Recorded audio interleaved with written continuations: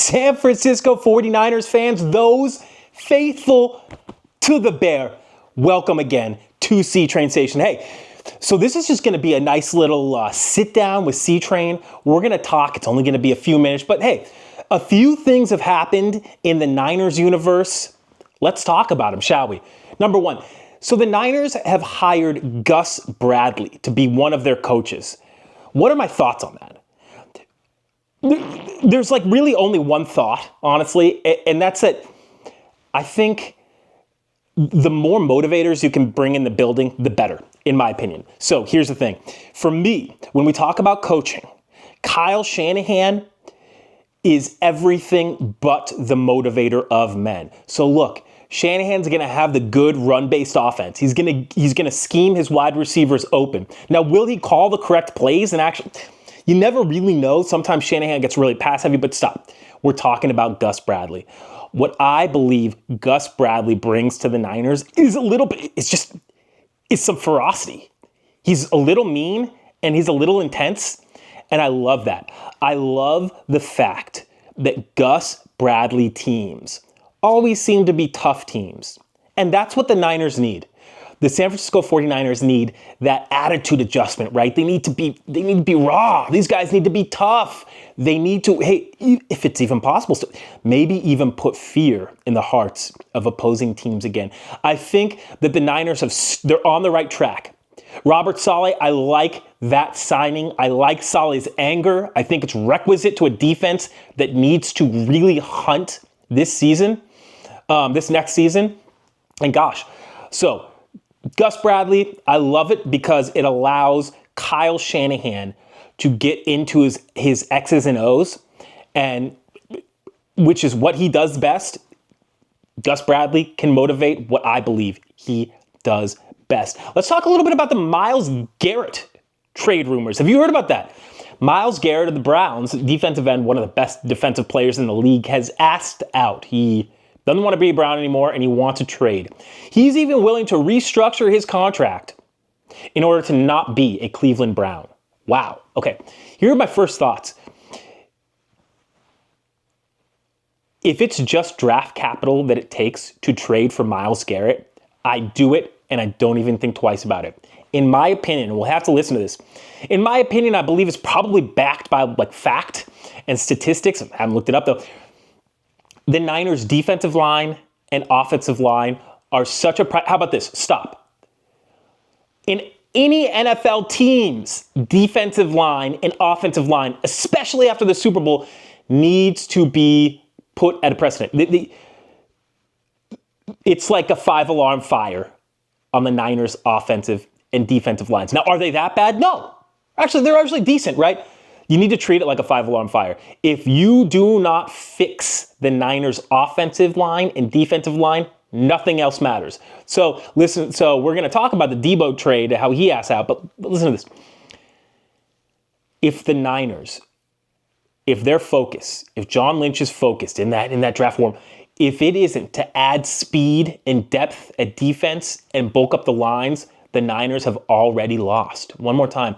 If the Niners do not bulk up their offensive and defensive lines, nothing will matter. They have already lost.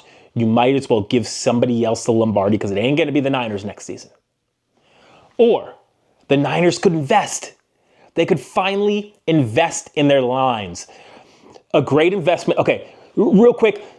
Yeah, any draft capital, and it's done for Myles Garrett. He's that good. The Niners are win now. He's one of the best defensive players in the league. He plays at one of the position that he plays. It's defensive end, defensive line. That's the one. That's the one that you got to be looking for. So I don't think that the Niners will pull off that blockbuster deal for Myles Garrett. I don't know how that ends up. But another name to look for is Max Crosby, double X Crosby, right? He's defensive end for the Raiders. If either of those two, if you can somehow steal one of those two players, you are looking at, Bosa and Garrett, or Bosa and Crosby would be like absolutely epic one of the most feared end tandems to come along in a long time, and they're like immediately going to be in your backfield. I love the sound of Bosa across from a Crosby or Myles Garrett. Let's move on. When we talk about the draft real quick, because we're talking about these trades for defensive ends, we do have to understand that defensive line is like, the NFL draft is looking great for defensive linemen. Look at Mason Graham. Mason Graham, big boy out of Michigan. He could hold that defensive tackle spot down for the next 15 years. 15 on the Niners, legitimately. Vita Vea or whatever his name is. I think that it was the Tampa Bay Bucs guy. But yeah, we got Walter Nolan out of Ole Miss. He's a stout defensive end, incredibly athletic, or defensive lineman. So those are a couple names to look out of coming out of college. But let's move on. We went over Myles Garrett. We went over Gus Bradley. A little bit of draft. Now let's talk about the man of the hour. The reason I have this jersey on, actually, Deebo Samuel has requested a trade. And look, Deebo Samuel has requested a trade from the Niners, okay? And he's also liked, he's probably watched his social media of anything 49ers. He's wearing an A.J. Brown jersey last week. And he's liking everything that's like negative about the Niners and like wants to trade him. We get it. You don't want to be Niner anymore. To be frank, I don't want Deebo Samuel to be on the Niners anymore. So this is a great separation. I wish that it happened last season. I think that Deebo had a little bit more value. But look, ever since he signed that contract, he's been really wishy-washy. You know what I mean? It's like he tries one game, he doesn't try another game. You know, when push comes to shove and it really comes down to critical moments, Deebo's dropping passes. You remember that slant pass that he just straight up dropped? Sad stuff. Okay. But here's the thing. Here's the good news. I think the Niners are done with Deebo too. Okay? Like, it's run its course. That's it. Okay, I was also going to say this. Look, I did a lot of soccer. I do like a lot of kicking and whatnot. Look, for Deebo to have tried to strike his teammate, I think he hit Tabor Pepper. He tried to hit Jake Moody, the Niners kicker. Look, everybody wants to hit Jake Moody. You just don't do it. Well, listen to me. Everybody wants to hit the Niners kicker. He sucks. Jake Moody sucks at his job. He's a horrible kicker. He's probably lost the Niners games. Look, I think he sucks. I think he should be hit probably. But look, I'm not going to hit him. I don't want him to be hit. Should he? I don't know. Would it work? But look, allegedly. Anyways, I really don't like that. It ruins team morale. And it's like, dang, gosh. Okay, this is what first. I'm not even kidding. Like, so I played a little football. I've also done a couple other things, and I'm telling you, Deebo Samuel tries to put his arm out around me in any menacing motion, and I'm gonna snag that arm. I'm gonna take his arm, bro. I'm gonna dislocate and rip it off his body, dude. Anyways, sorry, did I say that? Because I meant to. A dude shouldn't be attacking other people in public, and he should get dealt with, if so, honestly. Am I physically threatening Deebo? I'm saying that if somebody punches another man, anything goes. That's what I'm saying. And like, if he tried to do it to me, I would snatch his arm. His arm would be off. You all think that I'd hit. Maybe I'd get knocked out in the way. His arm would be off, bro. He's not doing anything with that. Can Deebo Samuel, answer this in the comment section. It's fun. If I put him in an arm bar, okay, and I dislocate his shoulder and wreck everything, will he still be able to catch? Do you think he'll still, or will that improve? Anyways, do you think I'm sick of Deebo Samuel, Niners fans? Dude, I hate players who attack other players. That's why I'm like not the Draymond Green fan either, honestly. Dude, it's just the greatest sign of weakness is to attack like how Deebo attacked Tabor Pepper and Jake Moody. With all that aside, the Deebo alleged threats aside, it's fine. Why am I holding up all my martial arts belts and stuff like that and saying that I'm going to take Deebo's arm? It's fine. It's because what would happen. But, okay, we're going to move on. Can we move on? Can we drop it now? Okay. Hopefully, I think that Deebo does have a big cap hit. I think the Niners should eat it. I think that Deebo Samuel off this team, the fewer targets that Deebo Samuel has in a game, I believe that that team will benefit. I don't have faith in Deebo Samuel as a football player. When the moment gets big, Deebo has a tendency to get very, very, very small. So when we're looking at a replacement for Deebo, Davante Adams is rumored to want to come back to the West Coast from the Jets, wide receiver from the Jets, formerly of the Jets. I like Davante Adams. I really like that idea, honestly. I like any receiver with some size, too, as well. I think that Purdy does well with those bigger-bodied receivers like Jauan Jennings. But I have to put this out there for Niners fans, okay? This is an absolute must. I'm not putting my belts out there anymore. Okay, look. The answer to the San Francisco 49ers receiving issues, that answer will be found in their second tight end. That's what I would do. I was obsessed with Brock Bowers last season for good cause. He looks like a future Hall of Famer. He looks like a top 3 tight end already. I think that there is a there's a misconception with, I think that sometimes pretty wide receivers, fast, good-looking wide receivers who make some cool-looking plays, that's awesome. But there are like only a few. There is a small list of consistent, hardy receivers out there, right?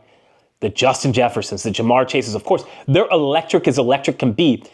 And also, though, they can get you the regular yards as well. They can get you those posts deep, right? But they can also get you the curl route, okay? They can take a curl for like 15, 20, like T.O. used to do, okay? But just remember that I said it. The tight end's best friend, the quarterback's best friend has always been and will be the tight end, not the wide receiver. Quarterback's best friend is a tight end. Ask freaking Steve Young. Ask him. I'll defer to him if he says something differently, but he won't because I'm getting the quote from him. So I think that the Niners really, really, really need to think hard about a replacement for George Kittle. What am I talking about? Exactly. I'm crazy stuff. Yeah, well, I'm crazy. And also, I'm not talking about replacing George Kittle.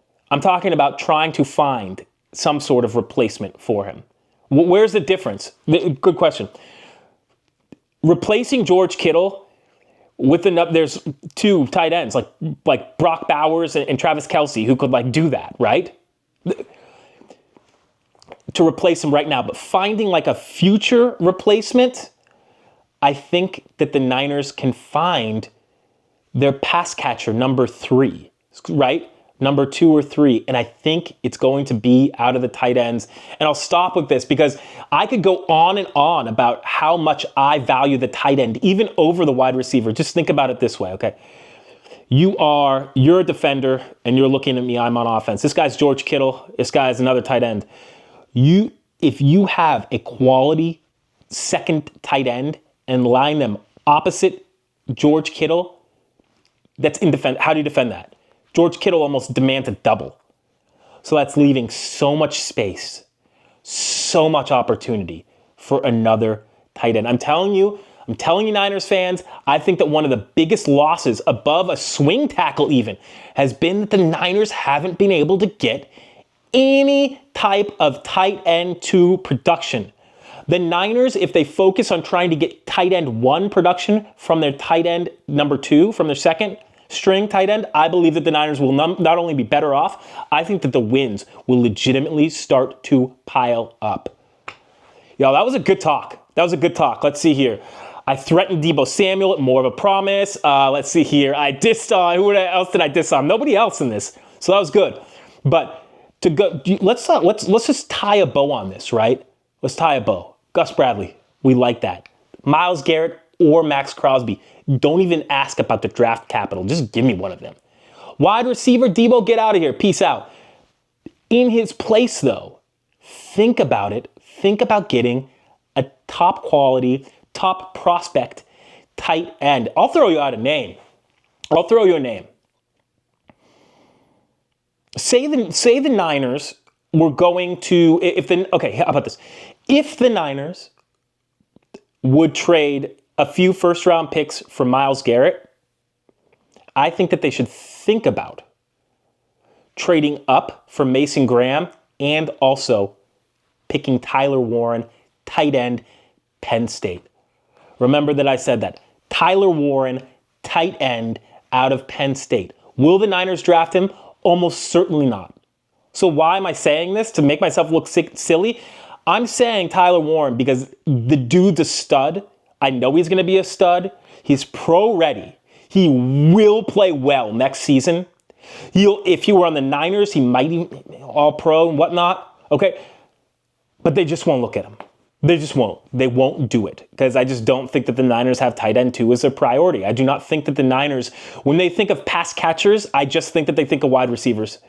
When that's there, it is what it is. It is what it is. So things are looking up for the Niners, though. Things are looking up. I'm liking all these signings. I'm liking the rumors of Deebo Samuel. I'm loving Deebo Samuel not in a Niners uniform. I think that things are looking up. Of course, like, subscribe, follow. I'll see you next time. And for your Niners content, for your Niners, not you, for your Niners content, like, subscribe, follow, and I'll see you next time at C Train Station. Have a good one.